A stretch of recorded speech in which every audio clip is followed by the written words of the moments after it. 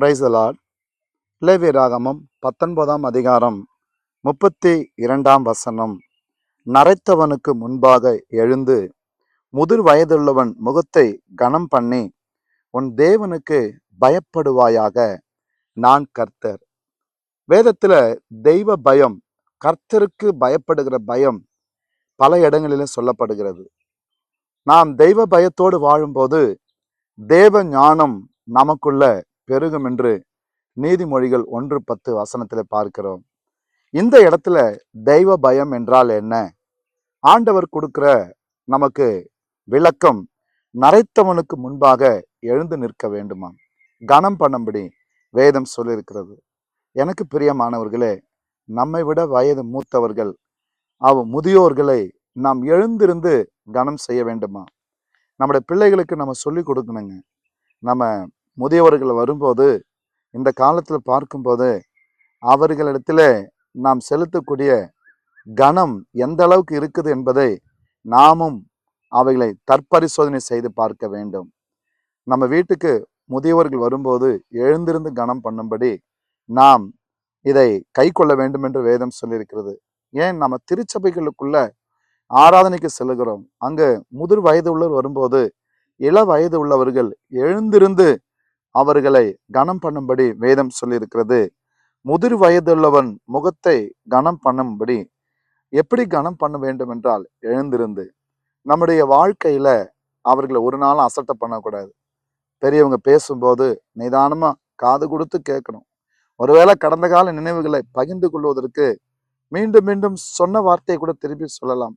பரவாயில்ல, அதை காது கொடுத்து கேட்பதற்கு பொறுமையும் நிதானமும் நமக்கு தேவை. எனக்கு அன்பானவர்களே, அவர்களுக்கு செய்யக்கூடிய பணிவிடை, முதிர் வயது உள்ளவருக்கு செய்யக்கூடிய உபகாரம், முதிர் வயது உள்ளவர்களுக்கு நாம் கொடுக்கக்கூடிய பாதுகாப்பு வேதம் சொல்லியிருக்கிறது.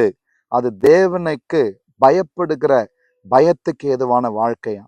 ஒரு நாள் நம்ம வீட்டுல கூட சரி, முதிர் வயது உள்ளவங்க இருந்தாங்கன்னா, வயதானவங்க இருந்தாங்கன்னா, தயவு செய்து அவர்களுக்கு உரிய அவங்களுக்கு பாதுகாப்பையும் உரிய அன்பையும் உரிய கனத்தையும் செலுத்த வேதம் சொல்லியிருக்கிறது.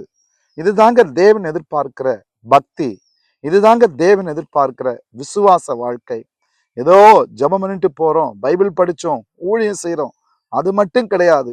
தேவன் எதை எதிர்பார்க்கிறாரோ அந்த நியமனத்தின்படி நாம் வாழ்வதற்கு இங்க சொல்லப்படுகிறது, நீங்க உன் தேவனுக்கு பயப்படுவாயாக.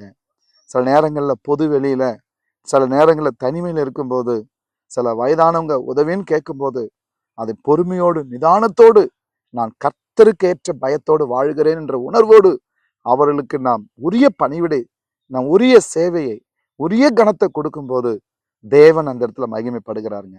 இதுதாங்க பரிசுத்த ஜீவியம் என்பது, செட் அப்பார்ட் லைஃப்.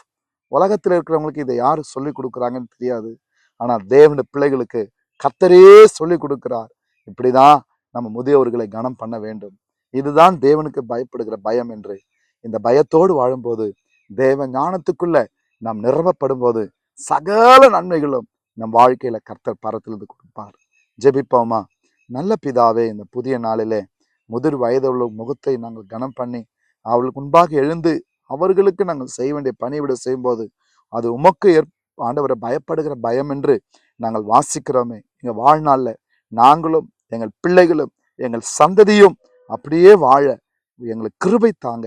ஆளுகை செய்யும் ஆசீர்வதியும் இயேசுவின் நாமத்தில் பிதாவே, ஆமென். God bless you.